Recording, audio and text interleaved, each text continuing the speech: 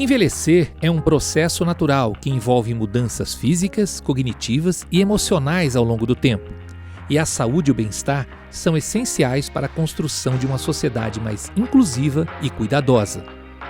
Foi com essa preocupação que a Universidade Presbiteriana Mackenzie e o Hospital Santa Isabel, comprometidos com a promoção da saúde e qualidade de vida, desenvolveram a série de podcast Longevidade, Envelhecimento Ativo e Saudável. É uma pequena contribuição dessas duas instituições visando a qualidade de vida do indivíduo de forma ativa e plena, com foco no equilíbrio físico, mental e social.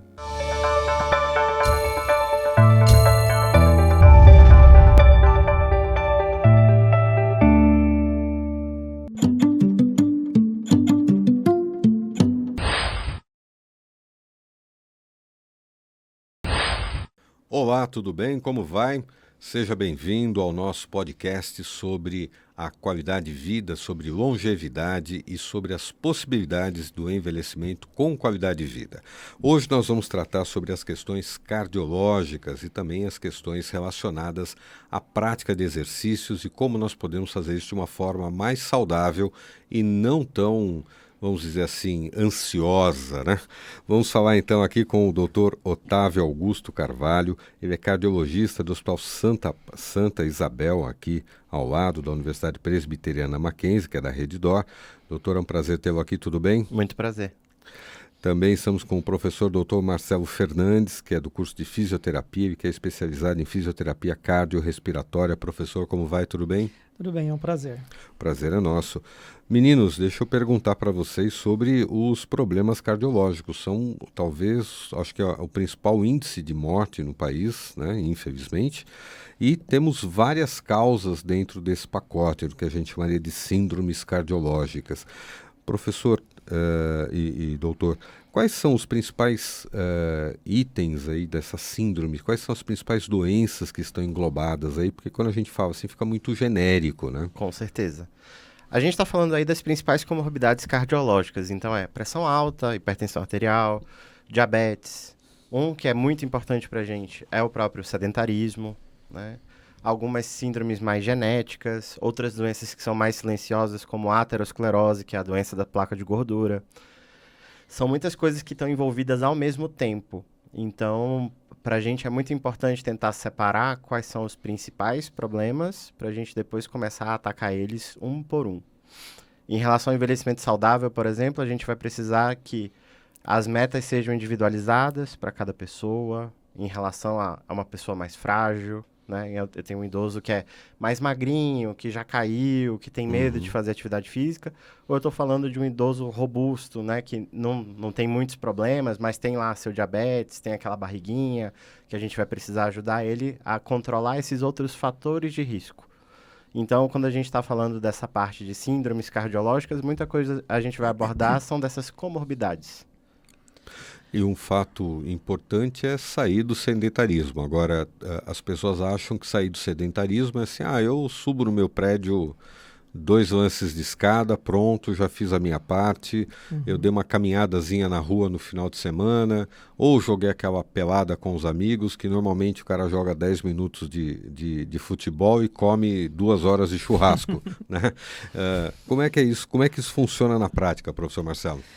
Eu acho que, complementando a primeira pergunta, né, como o doutor colocou, muitas vezes essas síndromes cardiológicas, elas são silenciosas, né, e até por isso faz com que a pessoa pense que está tudo bem e ela tenha ali crescendo dentro de si um fator de risco que vai acumulando e depois acaba tendo algum evento mais grave. E daí a importância da prática da atividade física incorporada no dia a dia das pessoas, sempre, mesmo em faixas etárias mais precoces, né? Do ponto de vista, a gente pensando aí numa idade mais avançada, né, 50, 60 anos, a gente tem que entender que o corpo da pessoa precisa estar pronto para o início de uma atividade física mais sistemática e constante semanalmente. Então, realmente, a pessoa que às vezes acha que fazer determinada caminhada caminhada, corriqueira, isso já é uma atividade física, e de repente acorda e pensa em daí começar uma atividade sistemática, muitas vezes o sistema músculo-esquelético dela não está preparado para aquilo que ela vai se propor a fazer, numa corrida, num jogo de futebol, e aí começa a acrescentar lesões esportivas, lesões musculoesqueléticas. Então, realmente, a necessidade de incorporação da atividade física ela é importante, ela é necessária, mandatória, porém, exige primeiro um check-up de questões musculoesqueléticas e questões também cardiológicas prévias para que isso seja feito de uma forma sistemática e dentro de uma segurança, né? Otávio, e as questões relacionadas à genética, né? Por exemplo, a minha família, eu tenho vários tios, tias e parentes com problemas cardíacos, tanto do lado do pai quanto do lado de mãe. Quer dizer, provavelmente eu também sou um eleito para ter os problemas da mesma... Já tenho hipertensão, por exemplo. Quer dizer, de uma forma geral, o ideal é primeiro checar o contexto da família e também não adianta chegar aos 60 e aos 60 e falar, então, agora eu vou me cuidar. Na verdade, esse tratamento começa antes, né? Esse acompanhamento tem que começar o quê? Aos 30? Na verdade, existem algumas regras que a gente segue sobre o que seria um check-up. Mas pra gente, a parte do check-up como uma coisa mais rígida ou mais até engessada, não existe tanto. O que é importante pra gente é fazer uma coisa mais individualizada mesmo. Então, algumas coisas vão ter muita interferência genética, mas que não é o único determinante. Então, o que a gente fala que geralmente são um acúmulo de fatores. Então, é o ambiente, é o teu hábito, é a história da tua família, e isso vai acabar gerando os determinantes da doença. Então, por exemplo, com relação à pressão alta, a gente sempre tem que procurar qual é a causa da pressão alta. Caso a gente não encontre, aí a gente vai pensar em culpar a história familiar como o que a gente acaba chamando de hipertensão essencial. Né? Então, essa parte do check-up, ela tem que ser muito individualizada. Pra gente não faz muito sentido ficar vendo o exame de rotina normal. Por isso que é tão importante a questão da atividade física, porque pra gente é o grande sinalizador. A maior parte das indicações de qualquer tipo de intervenção, seja remédio, seja cirurgia, seja algum procedimento, geralmente elas vão partir de sintomas. Falando de maneira cardiológica, assim, tem poucas doenças que a gente vai poder mexer antes se não tiver sintoma. Então, não adianta a gente descobrir muito cedo coisa que o tratamento vai expor a um risco. Então, geralmente, o risco-benefício para a gente vai ser muito mais vantajoso quando já tem algum tipo de sintoma. A grande diferença é a pessoa descobrir o que é o sintoma. Então, que nem a gente estava falando, subir 2 lances de escada. Se a pessoa não sobe nenhum e ela sempre pega o elevador, ela nunca vai saber que ela está cansada.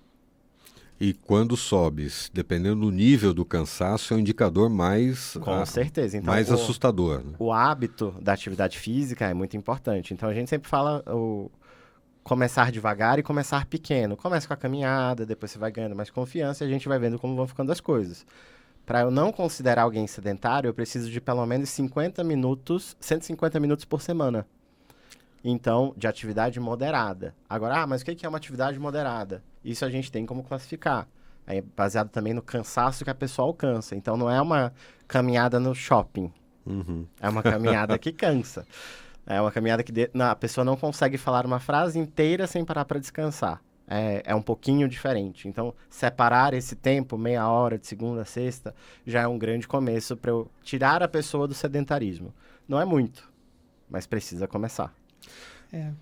Fala, Marcelo, por favor, claro. Daí a importância de algumas campanhas que já surgiram no passado, inclusive no nosso estado e cidade, de minutos acumulados de atividade física.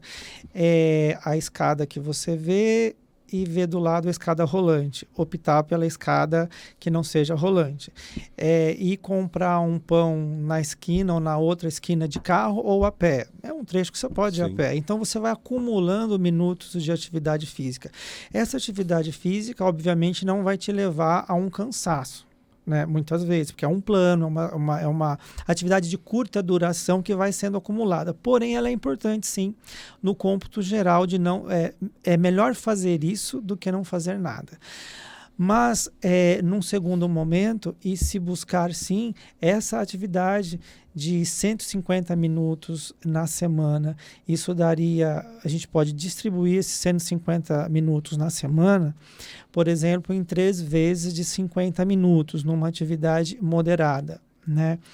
E o interessante é que essa atividade possa ser uma atividade aeróbica. A aeróbica é uma atividade que ela, em geral, traz em si uma repetição. Então, caminhada, você fica caminhando, repetindo aquele movimento, uma natação, um pedalar, uma dança. Questões que, atividades que você vai ter que, num processo de repetição contínua, atingir, então, um estresse controlado do sistema cardiorrespiratório muscular, que é essa sensação de cansaço moderado, que é necessário para daí sim se ter um ganho de condicionamento físico e um efeito mais significativo, né? Aí também tem uma questão dos contextos, né? A pessoa pratica lá uma atividade física, mas aí, como eu brinquei com a história do churrasco, né? Come churrasco junto jogando futebol, é interessante ver também a questão da quantidade de exercício e quanto isso queima, né? Porque às vezes a pessoa se mata na esteira, lá andando, às vezes come um bombom, matou toda a esteira que ele acabou de andar, né? Quer dizer, tem que fazer um equilíbrio, né? Também dos hábitos, né? A questão de não beber, evitar fumar, ou beber pouco, não fumar, ter uma alimentação mais saudável, né? Cidadão que come muita gordura, não pratica esportes, né? Aí, quer dizer, é um combo que vai piorando, né, pessoal? Tem uma frase que eu sempre uso no consultório. Não dá para você fugir correndo de uma dieta ruim. A dieta ruim sempre te alcança. Então, por mais intensa que seja a sua atividade física, isso quando a gente vai falar, por exemplo, de um idoso, muitas vezes já não é uma coisa tão comum. O idoso vai ter um pouco mais de problema de aceitação, não é o tipo de dieta que ele quer, ou vai ter alguma limitação, por exemplo, masticatória. Então, são outras situações que a gente tem que acabar trabalhando para poder facilitar isso. Mas, no geral, quando a gente está falando de idoso, a gente tem que tentar favorecer esse ambiente em que ele consiga se divertir, em que ele consiga socializar. Então, essa parte por exemplo, uma coisa que pode ser feita, que já é feita em alguns lugares na Europa, por exemplo, são bancos de tempo. Eu tenho voluntários que vão acompanhar idosos para fazer uma caminhada no parque.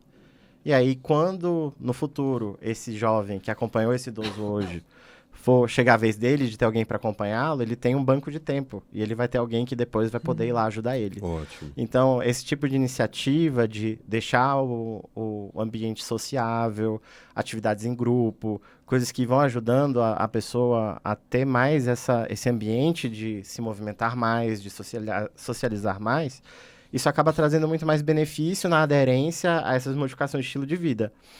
Então, a adesão, por exemplo, à cessação do tabagismo. Hoje, fumar é muito mais mal visto do que bem visto. Então, até tem grandes problemas em relação, por exemplo, ao uso de cigarros eletrônicos, vapes, outros produtos de tabaco, e que isso todo mundo já sabe. A gente nem precisa bater na tecla. E que foi até relativamente rápido, né? Que a gente conseguiu mudar esse comportamento, né? Isso vem muito dessa pressão social.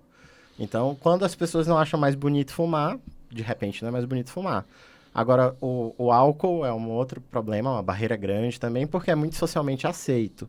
Agora, a gente sempre fala, existem, por exemplo, estilos de vida que a gente consegue inserir uma ingesta de álcool que a gente considera saudável, mas mesmo assim, se a pessoa nunca bebeu, a gente não pode estimular ela a iniciar a beber só como se fosse a modificação de estilo de vida saudável. Nenhum álcool é melhor do que pouco álcool. Então, isso a gente sempre tem que deixar muito claro. E fala, Marcelo. Não, acho que a gente tem alguns fatores de risco que são muito emblemáticos na cardiologia, como colocado, né? A questão do tabagismo, do alcoolismo, do sedentarismo. E a gente avançou bastante, né? Eu acho que a gente entende que há 40, 50 anos atrás, determinados hábitos, eles tinham um lugar muito mais comum no nosso ambiente social do que tem hoje. Então, a gente avançou bastante. Entretanto, ainda precisamos avançar mais, né? E eu acho que essa questão é mesmo um jogo de xadrez, né? Então, não dá para a gente falar só de atividade física sem ter um acompanhamento nutricional junto. Porque, inclusive, um acompanhamento nutricional, a atividade física permite até que 1-2 vezes por semana você tenha um comportamento nutricional ali de final de semana um pouco mais solto, porque você está se garantindo também na atividade física. Então, é um combo que é importante o indivíduo administrar nessa perspectiva de controlo isso, faço aquilo, as coisas se equilibram e é todo um conjunto, então, né? Tem um fator psicológico que eu queria ouvir de vocês também, porque muitas vezes a pessoa pode até praticar algum tipo de esporte e tal, mas de uma forma geral, quando a gente vai envelhecendo um pouco, você começa a ficar um pouco mais dolorido, você fica um pouco mais impaciente com algumas coisas, né? Por exemplo, fazer alguma atividade em grupo, às vezes tem algumas pessoas que têm um pouco mais de idade, falam, não tenho saco, né? Tem gente que paga academia, paga e não vai, né? Uma das justificativas é exatamente o ambiente da academia, né? Que o pessoal fala, não tenho saco, não tenho perfil. Principalmente o pessoal que tem um pouco mais de idade não tem mais aquela levada de mostrar o músculo, né? Claro.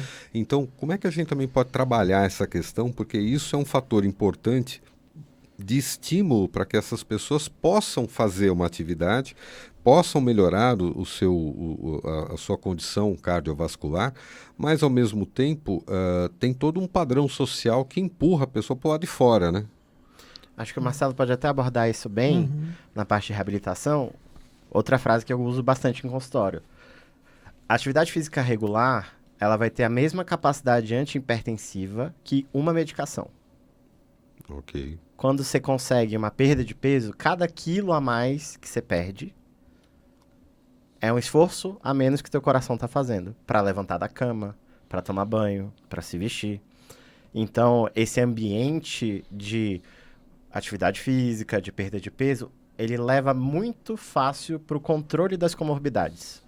Então, quando a gente fala de reabilitação, por exemplo, de paciente infartado, a gente vê redução de medicação, melhora de qualidade de vida, aumento de sobrevida. Inclusive, eu dou mais tempo para um paciente que se a gente fosse colocar ele na média de todo mundo que infartou daquela idade, aquele doente vai viver mais.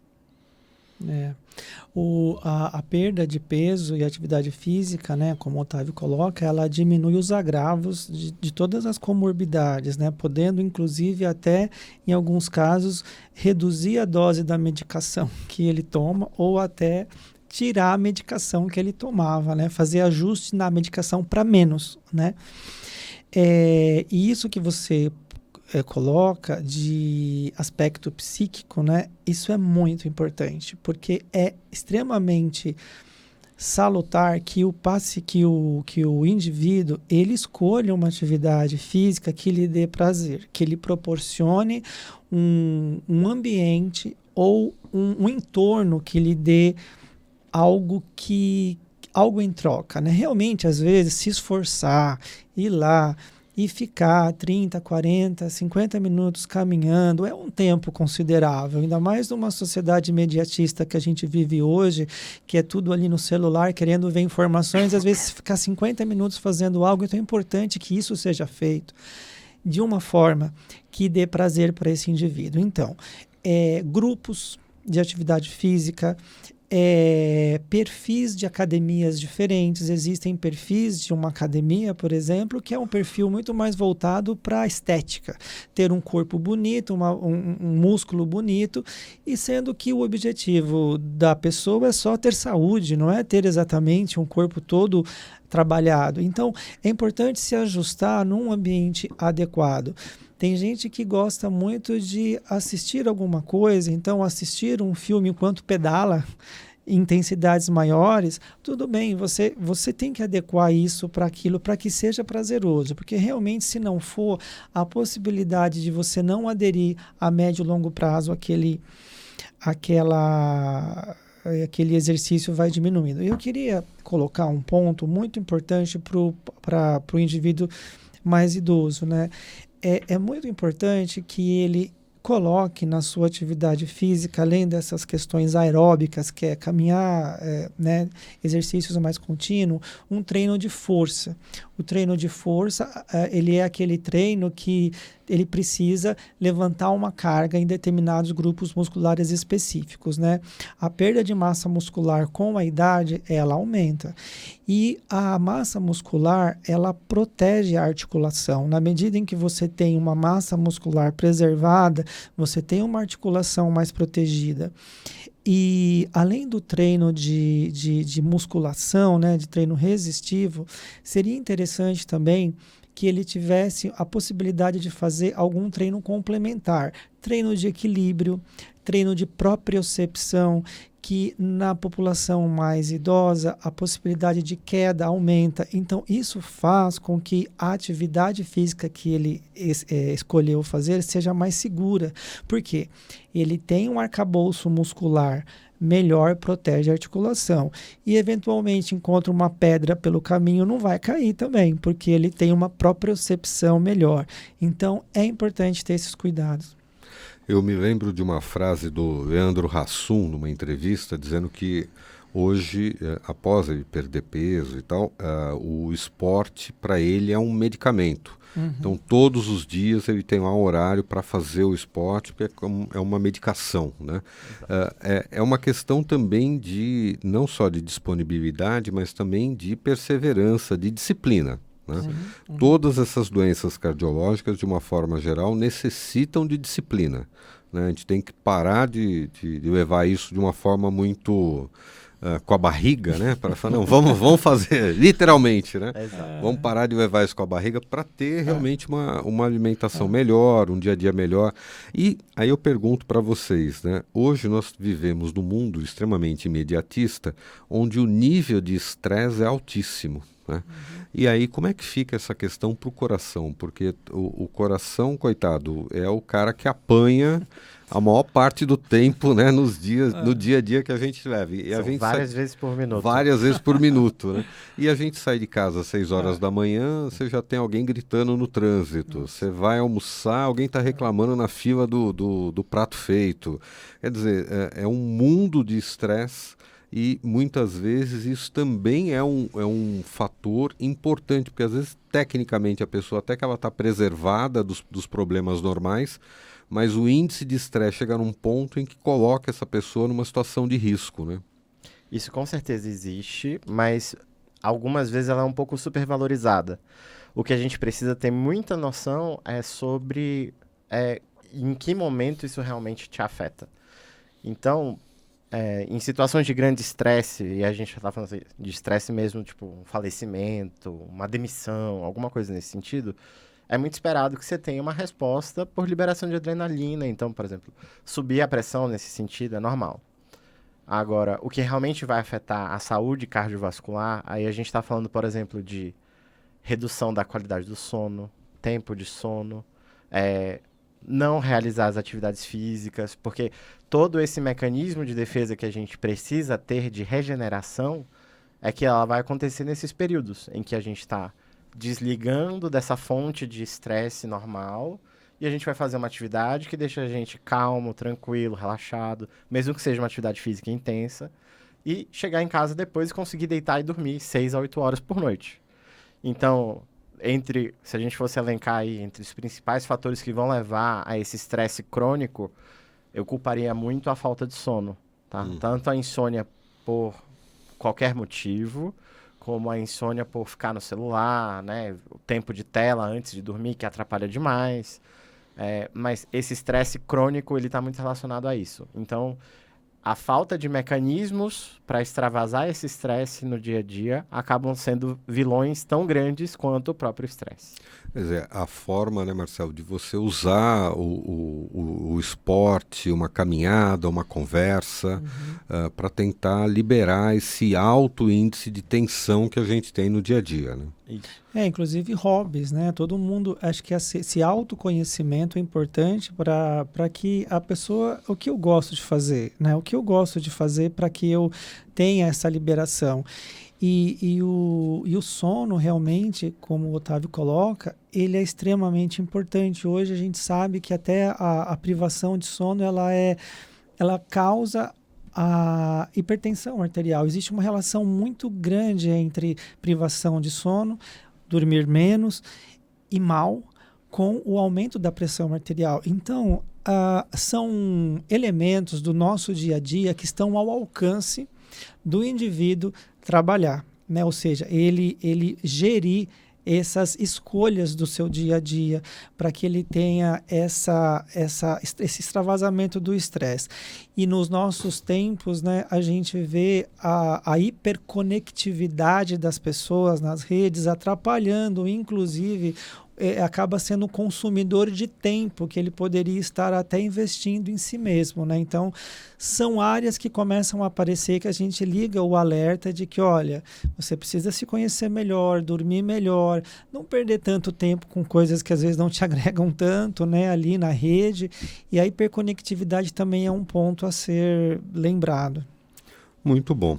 Quero agradecer aqui a entrevista do Dr. Otávio Augusto Carvalho, ele que é cardiologista aqui do Hospital Santa Isabel, da Rede DOR.